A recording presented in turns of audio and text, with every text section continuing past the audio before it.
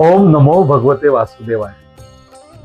17 मे ते 15 जून हा आलेला आहे अधिक मास.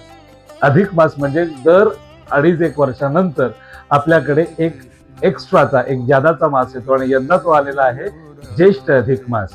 या अधिक मासालाच काही ठिकाणी मल मास सुद्धा म्हणतात, पण हा जो अधिक मास आहे ते अधिपती आहेत विष्णू भगवान आणि म्हणूनच या मासाला पुरुषोत्तम सुद्धा म्हणतात.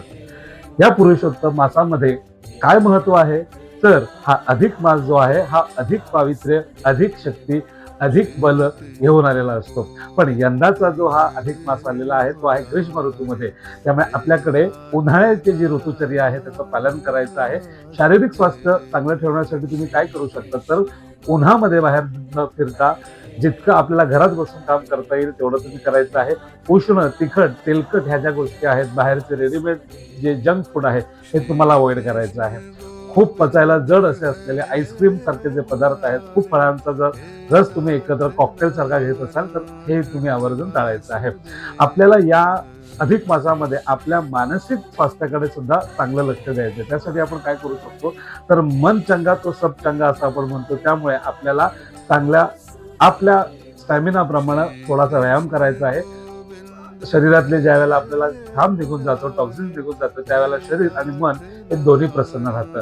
मनाची प्रसन्नता निर्माण करण्यासाठी आपण योग आहे याचा सुद्धा आपण वापर करू शकतो. आणि शिवाय याच्यातला आध्यात्मिक भाग जर का आपण बघायला गेलो तर या पवित्र मासाचा उपयोग आपण जर का मंत्र जाप किंवा ध्यान धारणासाठी केलात तर ह्या मासाचा जो फलश्रुतीचा भाग आहे तो आपल्याला हजारो, लाखो, कोट्यांमध्ये तुम्हाला त्या एका मंत्र जापचा उपाय होतो. तर निश्चितच यामध्ये विष्णूचं जे नाम आहे किंवा विष्णू सहस्त्र नाम आहे त्याचं तुम्ही पाठ करा किंवा घरात संध्याकाळच्या वेळेला एक लावून ठेवू शकता. किंवा जसं सुरुवातच मी केली ओम नमो भगवते वासुदेवाय या विष्णू मंत्राचा सुद्धा तुम्ही मनातल्या मनात तुम्ही कुठल्या जागी तुमच्या ऑफिसच्या जागी तुम्ही याचा जाप करू शकता. त्याचबरोबर सकाळी आंघोळीच्या वेळेला पाण्यामध्ये थोडीशी हळद टाकायची आहे. आणि या दिवसांमध्ये अनेकदा बाहेर जे आपले गरजू जण आहेत त्यांना काहीतरी खाण्याच्यासाठी पिवळ्या गोष्टी किंवा मग निदान पाणी किंवा एखादं सरबत जे आहे या गोष्टीचं तुम्ही दान करू शकता.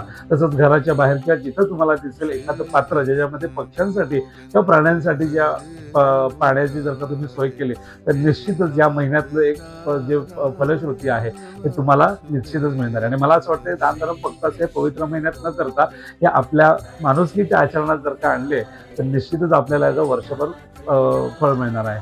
संध्याकाळच्या वेळेला आपण दर दिवशी न विसरता विष्णूच्या नावाने किंवा कृष्णाच्या नावाने आपल्या देवाऱ्यात एक तुपाचा दिवा लावावा आणि शक्य झालं तर दिव्याकडे आपण नजर लावून बघायची आहे. आणि त्याला आपण त्राटक कर्म म्हणतो. या त्राटक कर्मामुळे काय होतं की आपल्या डोळ्याचं जे तेज आहे ते सुद्धा वाढणार आहे.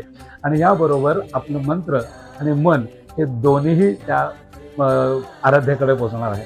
तर चला या पुरुषोत्तम मासामध्ये आपलं शारीरिक, मानसिक आणि आध्यात्मिक स्वास्थ्य जे आहे याला वृद्धिंगत करूया. आणि या विष्णूंना आणि आयुर्वेदातले जे धन्वंतरी आहे ज्याचं स्वरूप हे विष्णूंचं आहे त्या धन्वंतरीला आपण गाणं गाऊन की सगळ्यांसाठी सद्बुद्धी दे आणि सगळ्यांना सुआरोग्य दे. ओम धन धन्वंतरे.